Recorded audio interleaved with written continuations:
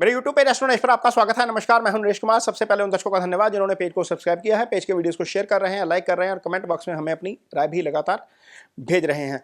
दोस्तों 2026 के सबसे अच्छे 12 दिन आ रहे हैं। 12 दिन सबसे अच्छे इसलिए क्योंकि कर्क राशि में गुरु, बुध और शुक्र तीनों एक साथ, तीनों ही पॉजिटिव ग्रह।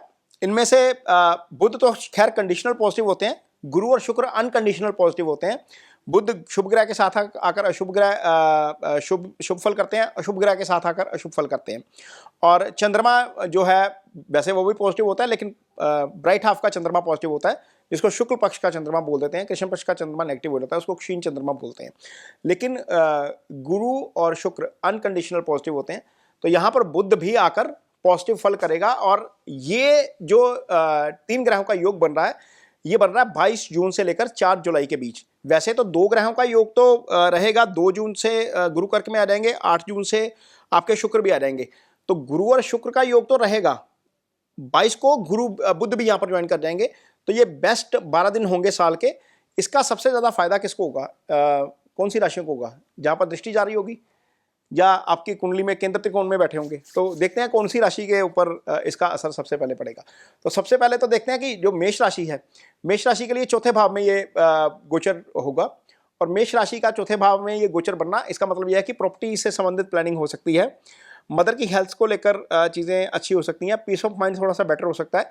मेष राशि के लिए तीनों की दृष्टि कहाँ पर पड़ेगी? सीधी 10वें भाव के ऊपर, यानी कि कारोबार में भी वृद्धि होगी। कारोबार में आपको थोड़ा सा, यदि आप नौकरी करते हैं तो वहां पर आपका प्रभाव बढ़ता हुआ आपको नजर आ सकता है। और मेष राशि के लिए चूंकि धन भाव का स्वामी शुक्र इस कॉम्बिनेशन में इन्वॉल्व हो जाएगा, तो अल्टीमेटली धन की भी वृद्धि करवाएगा। गुरु की दृष्टि आपके 12वें भाव के ऊपर रहेगी, तो निश्चित तौर पर कोई विदेश यात्रा का भी प्रोग्राम बन सकता है। ये मेष राशि के जातकों के लिए ये योग बनेगा आपके 4th हाउस में, क्योंकि कर्क राशि यहां पर उसमें आ जाएगी। अगली राशि मीन राशि है।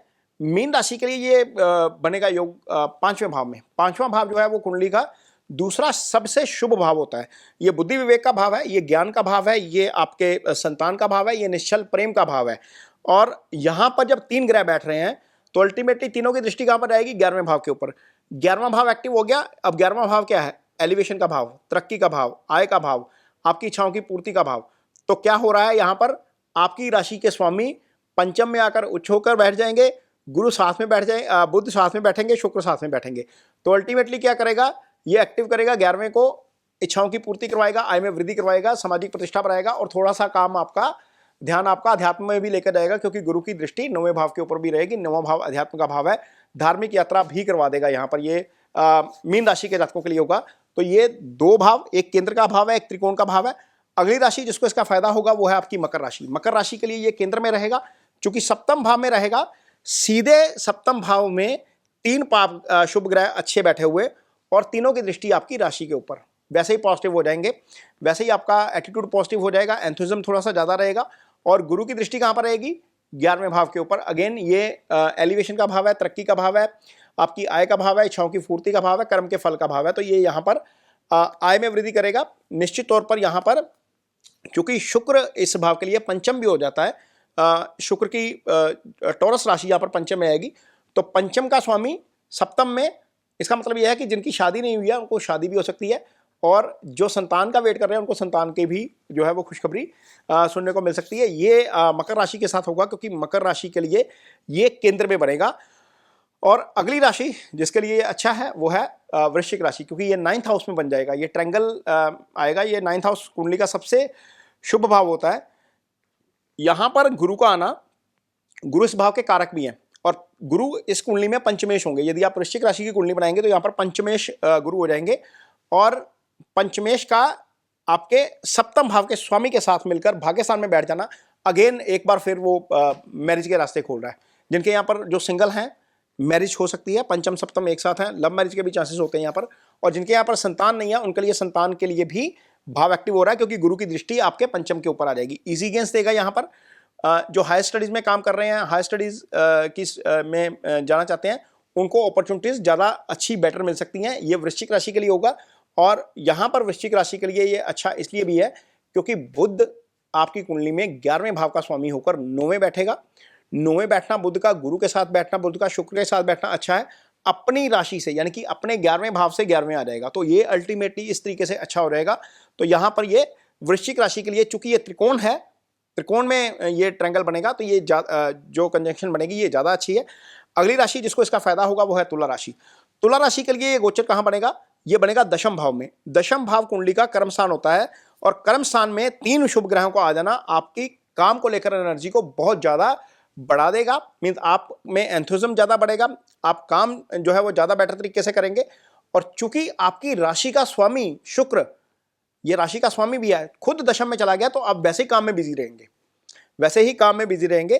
तो अल्टीमेटली ये आपके लिए अच्छा है। और चूंकि जो तुला राशि है उसके लिए बुध भागेश होता है, और भागेश का कर्म स्थान में आ जाना, गुरु के साथ आ जाना, आपकी राशि के स्वामी के साथ आ जाना, वो केंद्र त्रिकोण राजयोग की वैसे ही फॉर्मेशन कर देता है वहां पर। तो ये आपके लिए, तुला राशि के जातकों के लिए कर्म के लिहाज से अच्छा है। अब तीनों की दृष्टि कहां पर रहेगी? सीधी 4th हाउस के ऊपर। 4th क्या है आपका?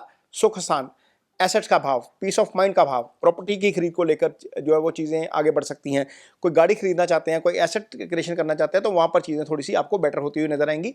ये राशि जो है वो काफी फायदे में रह सकती है, क्योंकि ये केंद्र का भाव है।